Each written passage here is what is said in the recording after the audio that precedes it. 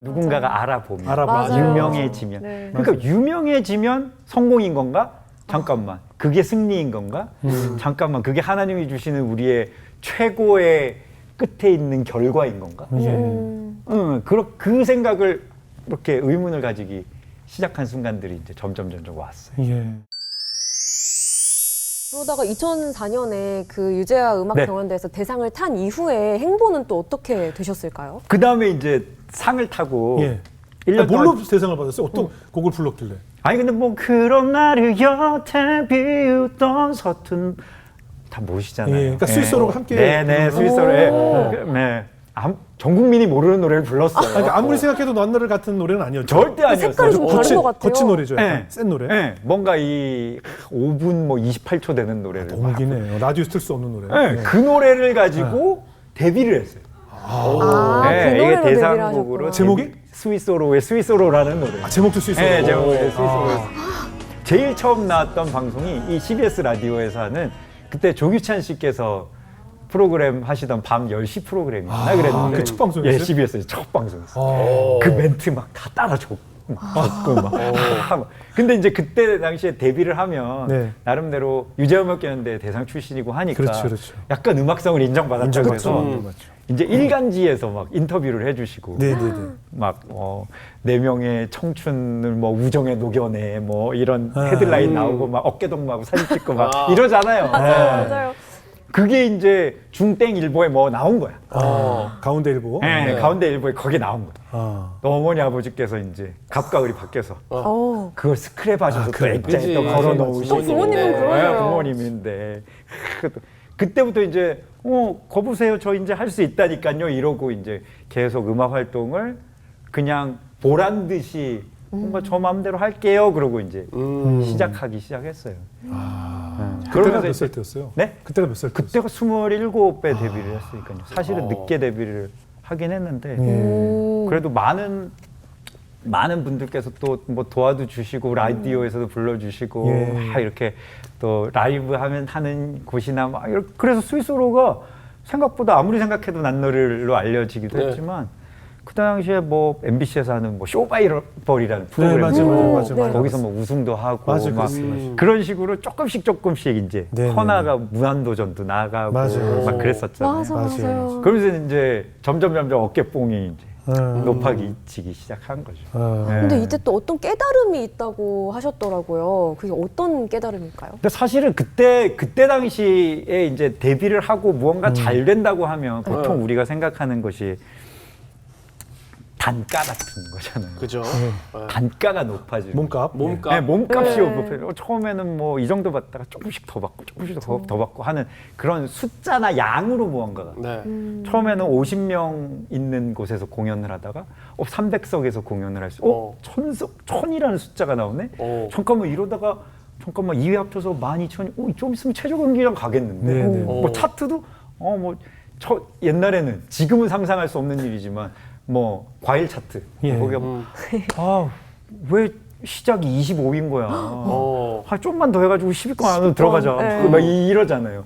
지금은 차트 인하기도 힘든데 그죠? 맞아요. 네, 차트 안에 들어가기도 힘든데 어떻게 25위로 시작할 수 있는 거야? 이거 뭐 문제 있는 거 아니야? 막 이러고. 그러니까 숫자로 뭔가가 내 모든 수준들이 이렇게 평가를 하기 시작하는데 그러면서 이제 저는 무언가를 더 높은 곳으로의 이제 쳇바퀴를 살기 시작하는 거죠. 근데 그때 당시에도 왜 내 뜻대로 안 되지라는 생각들은 계속 했었던 것 같아요. 왜 1집은 이렇게 잘 안 되지? 그런데 왜 나는 아무리 생각해도 난노래로 또 되지?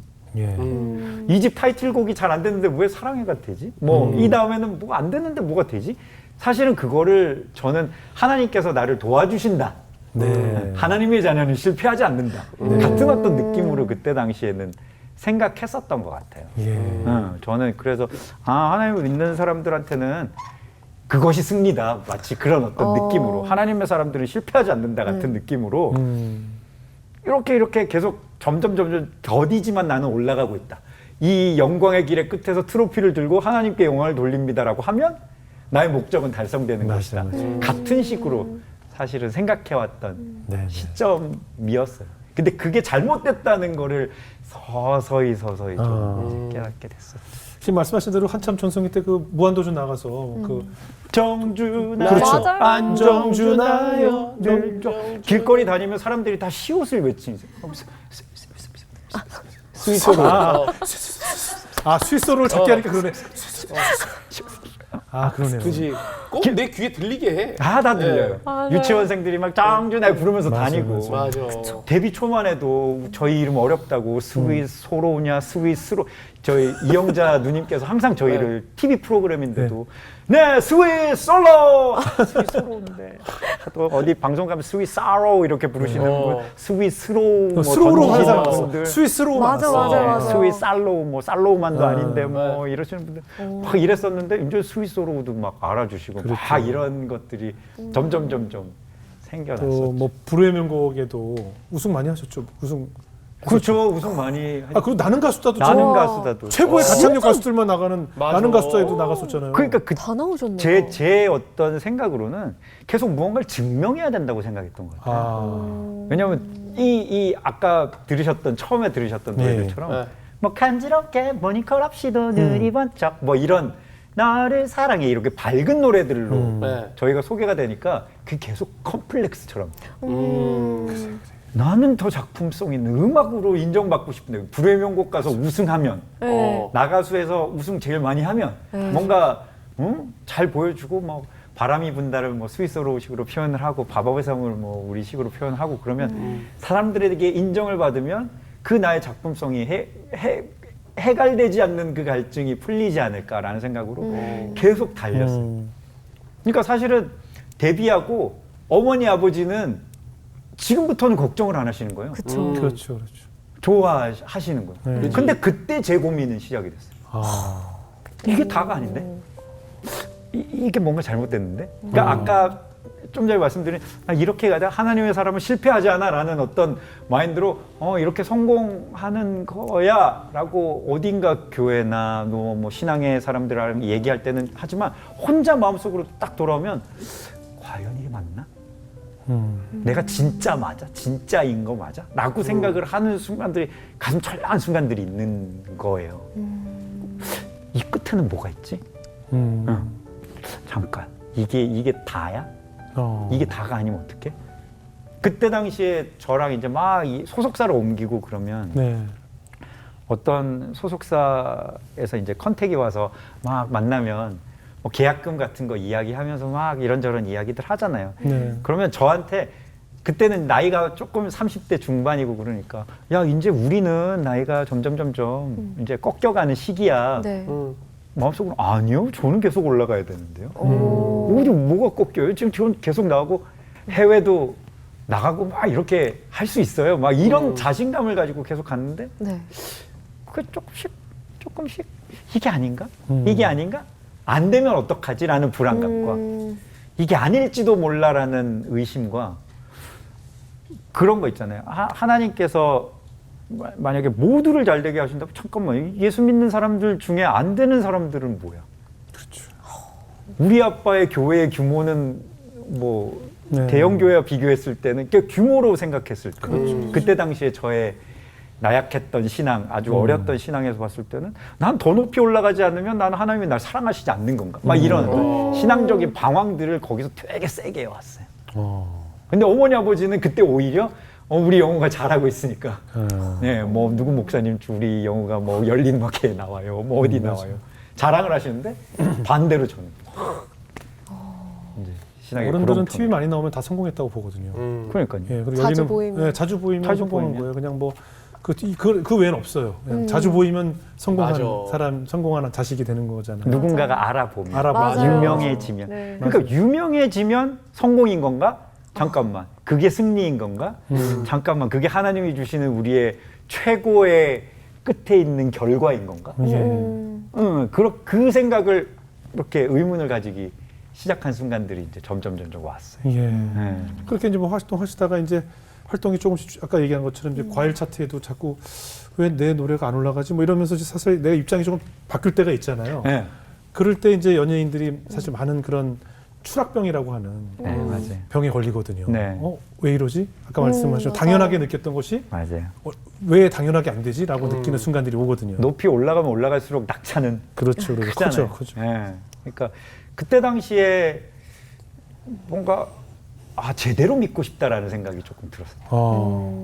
이게 뭔지는 모르겠지만 내가 지금 뭔가 잘못된 것은 맞는 것 같아라는 그런 생각? 왜냐하면 제가 하나님을 믿는 사람이고 저희 팀에서 유일하게 크리스찬인데 네. 제가 제일 날이 서 있는 거예요. 제가 제일 몰아붙이고 있고 제가 제일 스케줄 타이밍 다음에 뭐 이런 곡이 나와야 돼. 뭐 제가 프로듀서의 역할을 맡고 있어서이기도 하지만 예. 뭔가 약간 이런 거 있잖아. 야 봄에는 스위스로 노래지. 봄엔 노래가 나와야 돼. 야 여름에 신나는 거 나와야 되지 않겠니? 예. 야, 가을에는 감성 발라드. 겨울에 공연하기 전에 한 곡 내야 돼. 그러면 사계절 내내 채찍질을 하고 있는 거야. 그러니까 사람들이 제 눈치를 보고 있는 게 느껴져. 어느 순간에 교회 가서는 그리스도의 당신은 하나님의 나를 한번 거울에 딱 비춰보면 누구보다 날카로운 저인 거죠. 다행히 저는 그게 참 은혜라고 생각이 드는데 예. 그걸 혼자 들으면서 뭔가 이상해. 뭔가 좀 아닌 것 같아 라는 생각들을 좀 가지면서 좀 제대로 믿고 싶어.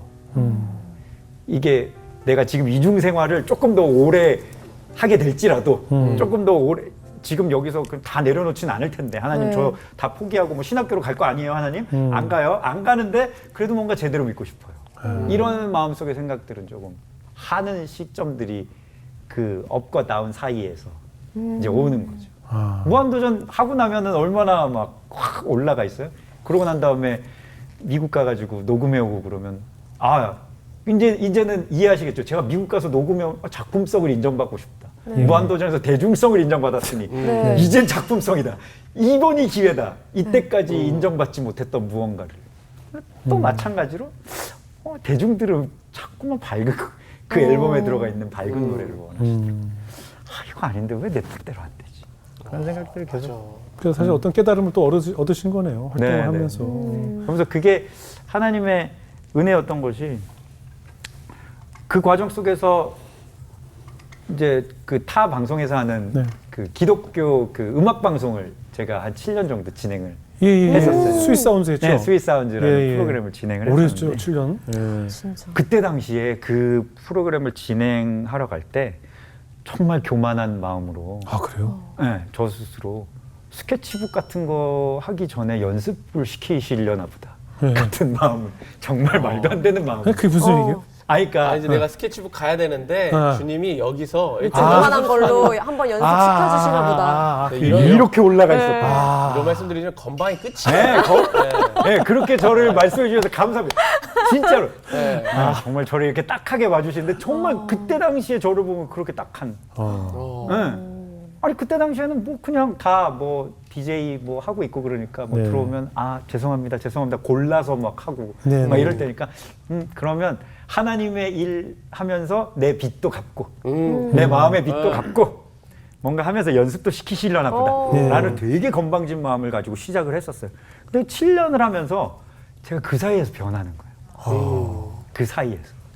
왜 변하냐면 처음에는 하나님께서 나에게 제가 영훈 선배님 같은 입장이 있는 거잖아요. 그러면 이제 영훈 선배님 입장에서 오늘 김영우 씨가 나올 텐데 하나님께서 나를 통해 무슨 말씀을 하시려고 하는 겁니까? 같은 대언자의 마음을 처음에는 가지고 있다가 나중에는 확 낮아져서 하나님이 이분을 통해서 나한테 무슨 말씀을 하실까? 뭘 깨닫게 하실까?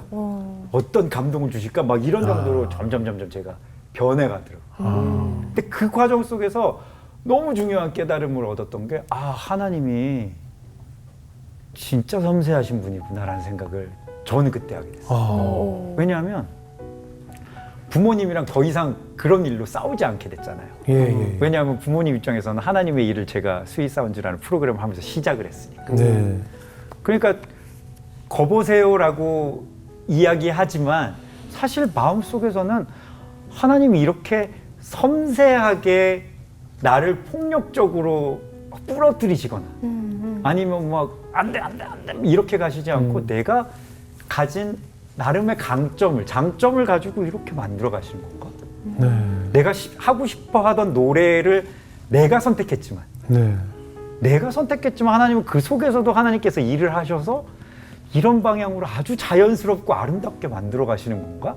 라는 생각이 드니까 머리털이 약간 쭈그려서는 기분이 든 거예요. 네. 그러면서 어머니 아버지도 상처받지 않으시는 상황들이 이렇게 만들어지는 걸 보면서 아 그래 하나님께서는 나도 알지 못하는 사이에 차츰차츰 나를 빚어가실 수도 있고 그러면서도 나도 모르는 사이에 나를 통해서 누군가를 또 깨닫게 하실 수도 있고 그걸 통해서 긴 시간 동안 나를 바꿔가실 수도 있는 분이시구나라는 깨달음을 그 긴 시간 동안에 이제 조금 얻고 나니까 그러고 나니까 이제 인생을 바라보는 눈들이 조금 트인 시야가 조금 달라진 옛날에는 이게 왜 안 돼라는 마음으로 갔었던 성공은 이 다음에는 이 고지를 가야 되는 거지라고 생각했던 것에서 하나님께서 여기서는 뭐를 기대하시는 거지? 이게 안 되더라도 이 다음엔 또 뭐가 있지? 좀 긴 과정으로 좀 보게 되는 시야들이 생겨났다고 할까요? 그런 것들이 조금 느껴졌었던 것 같아요. 예.